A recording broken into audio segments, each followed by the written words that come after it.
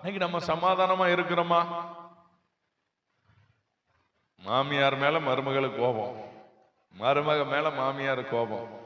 கல்யாணம் முடிஞ்சு புதுசுல ஏதோ ஒரு வார்த்தை சொல்லியிருப்பாங்க. ஆனா இந்த பெண்கள் அதை சாகிற வரைக்கும் என்ன செய்ய மாட்டாங்க. அவ என்ன அந்த காலத்துல என்ன கொடுமைப்படுத்தினா தெரியுமா? அப்படி இயேசு சொல்லி இருந்தா சிலுவையில் அவன் என்ன எவ்வளவு கொடுமைப்படுத்தினான்னு சொன்னாரா? பிதாவே இவர்களை மன்னியும், தாங்கள் செய்கிறது. ஆமா, இன்னைக்கு யாராவது எதிரிகளா இருந்தீங்கன்னா என்ன செஞ்சிடணும்? மன்னிச்சிடும். எப்பேற்பட்ட பகை நமக்குள்ள இருக்கக்கூடாது, கசப்பு இருக்கக்கூடாது, வைராக்கியம் இருக்கக்கூடாது. சாகிற வரைக்கும் பேச மாட்டேன் சிலர் வைராக்கியமா இருப்பாங்க. செத்த பிறகு எப்படி பேச முடியும்? சிலர் ஒரு எலெக்ஷன்ல தோத்த பிறகு இனிமே அடுத்த எலெக்ஷன் வரை கோயில்ல கால் வைக்க மாட்டேன். எது இருக்காது, வேண்டாம். நாம் எல்லாரிடத்திலையும்